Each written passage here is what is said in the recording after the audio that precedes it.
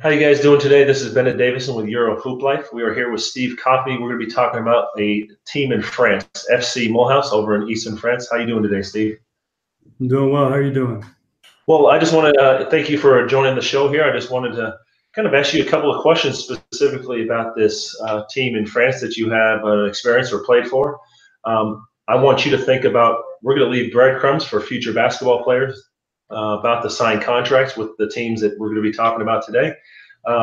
What country did you play in? Give me a little bit of background information of what year it was and how the whole situation went, what the city was like.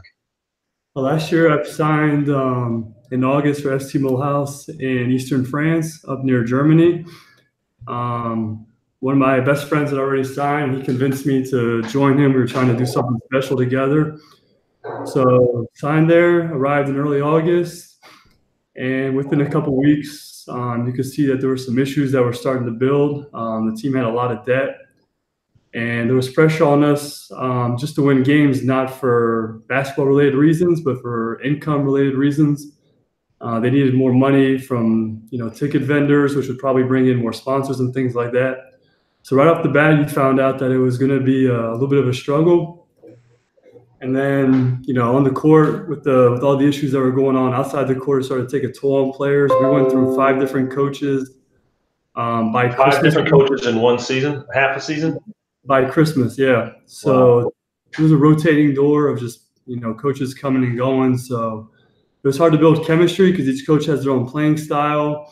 So you had to keep adapting to that. On top of that, money was always tight, so we didn't know what was going on. So I went home for Christmas mid-December for the 2-week break. And then came back late December to find out the coach that we had was not coming back. And the following day after practice, the president came in and said the team had declared bankruptcy, that all activities basketball related were now finished, that we couldn't practice or anything. So that was the start of a 2-month process of them appealing, not knowing what was going on, not getting paid, not practicing, just sitting around the house, just waiting for some type of news. Wow. Well, a lot of players have dealt with situations like that. So let me ask you a little bit more details about the city. What was the name of the city? How big was it? How far from France? A little bit of situation on the team, the living situation that they put you up in also. Okay. Well, the city is Mulhouse. It's about 30 minutes from Basel, Switzerland, and probably 45 minutes from the German border. So you're right on that Swiss-German-French border. It's a pretty big city, probably a couple 100,000 people. Beautiful city, a lot of old architecture, a lot of things to do. Pretty cold being up north of France, but the city itself was nice. They had us in a hotel apartments where, we each had either 1 or 2 rooms depending on what we wanted. The living space, the living room, the kitchen, fully furnished. So the living situation wasn't the worst. We had no issues. You don't pay the bills in terms of like electricity or anything, so we didn't have to worry about that. So it was nice to be able to have something like that to go to. Unfortunately, when the basketball activity stopped, I spent a lot of time at the house because we weren't allowed to use the gym as much because of the bankruptcy. Okay. Nice. So what in the situation as you found out after you probably went out there in the beginning or the end, in the middle or the end of August? Christmas, so what's that, 5 months? In the time you brought up earlier that the situation you could see was kind of deteriorating, and by the time Christmas came around, they had filed bankruptcy. Did you file an arbitration against this team? Is the team, what year did this all happen? And is the team still intact? Well, it's a very unique situation because the team declared bankruptcy, which meant that all players were now released, as free agents on the market. We all waited around because of the appeal the team put in. We were supposed to have an answer from the French Federation, not F.I.B.A. International, but the French Federation, if we were allowed to keep playing the games during the appeal process. That kept getting pushed back. So finally, in mid-February, of what year? Last year, this year actually, 2018, February 2018. I left to go to Spain to finish my season because I was tired of waiting around and wanted to keep playing. Ironically, the week I left, the week after that, the appeal was won by the team, and they restarted their season and had to finish the whole season within 2.5 months. So for me, I had, since I was, since my contract was voided because of the whole issue, I went to Spain to finish the year there. The team finished the season without a coach with 6 players because some other guys left as well. And then, even more ironically, the team declared a second bankruptcy once the season finished. So are you still, is there an arbitration process that you've already filed? How much money have you spent if that's the case? Yeah, we as a team, we hired a lawyer who works for the Players Association in France.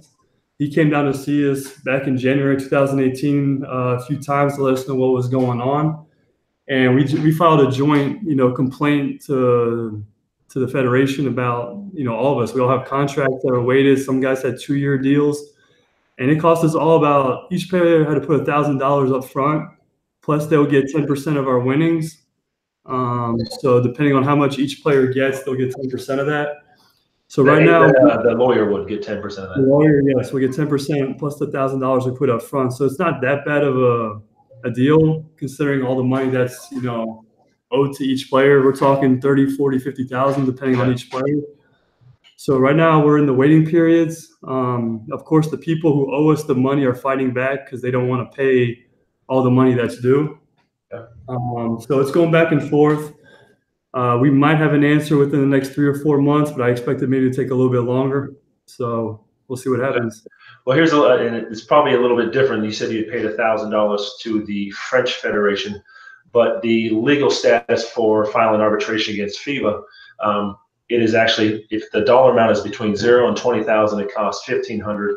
If it's 20,000 to 100,000, it costs $2,500, and if it's over 100,000, it costs $3,000. But in FIBA, most of the teams aren't going to recognize you as a player, so you have to pay that team's processing fee to have the paperwork seen by the secretary. So just to get the process heard through FIBA, arbitration is about between $4,000 to $6,000. So if you have 3 or 4 different teams, you're going to come out of pocket $20,000 just going after this arbitration, this money. And sometimes, as basketball players, we say, hey, let's just charge it to the game. Wish you the best. I'll see you next year, and just let me go at the end of the season. So any other comments? We're just going to kind of wrap things up here. I just wanted to thank you for your time. Any other comments that you kind of, just with your worldly experience, is this a team that you would recommend? Is this the team that you should watch out for? What about the division in the league that they were in they merged with the team that's about 10 miles away from them. So they now have a new team called Mulhouse, F.I.B.A, who is actually in first place right now in National 2, which is the 4th division of France because they're starting over. But the club's doing very well. The new leadership from the club they merged with is doing a great job. They kept the pieces that were needed, changed directions with a bunch of things. So right now, if a player was to sign there, I would recommend it based on how things are going now. I think they recognize, some of the errors that were done. But right now, things are going well. I still keep up with them just because I have, some contacts and friends who are still in the city. And, from afar, I'm impressed with what's going on this year. Outstanding. Well, Steve, thank you for your time. We're going to hopefully this information gets out to other players that are looking to sign contracts with them. And follow us, subscribe to the EuroHooplife podcast channel on YouTube. And that's EuroHooplife. And thank you, Steve. All right. Thank you for having me. No problem.